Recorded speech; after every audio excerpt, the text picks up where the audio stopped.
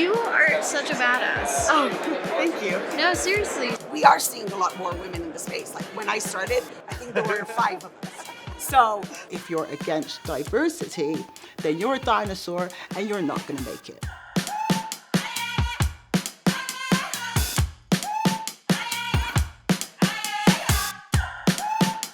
I'm a little concerned that we still don't have enough hard conversation, a lot of head conversation in the whole space. So that's what I can't provide an answer, but questioning what are we doing, what for, and why, and how can we bring people together and let it flow, let it flow.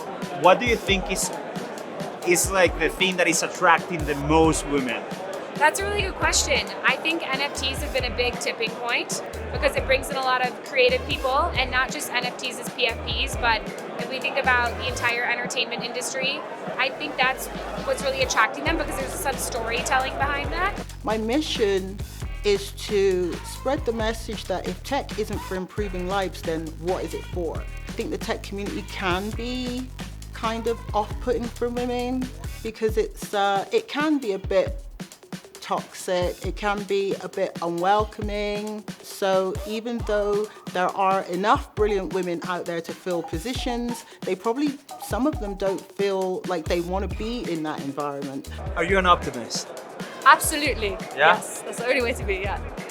What type of world do you want to leave to future generations? I would love for the world to just be full of neurodivergent art and for these artists to feel comfortable to not only get their art out there, but to also get involved with Web3. So that's my dream.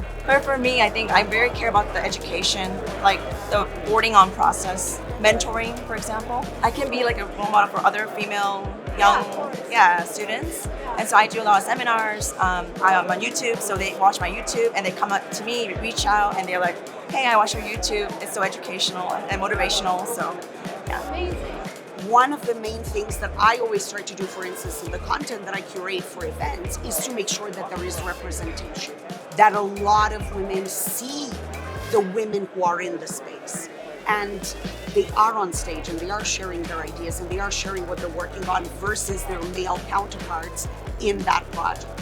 And so we need to get better at doing this. We need to get better at allowing the light to shine on the other contributors who are women. It's very difficult to build communities and scale them once you have like a core ethos. Like that's really hard to do. But that's probably like the most important problem we have. I think next thing that'll come up that'll be big will probably be DAOs. I don't think they've had their shining moment yet, but I think that they're on the list. Let's focus on the values. Try to define your own values and what do you want to bring to the ecosystem new, and try to find a way how to improve the broken system and make it work into a new one, and do a lot of research.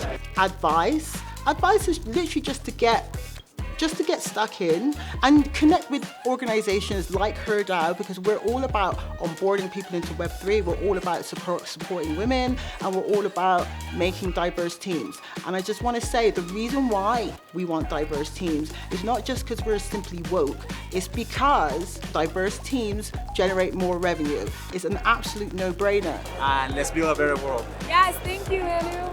That's it. Gracias.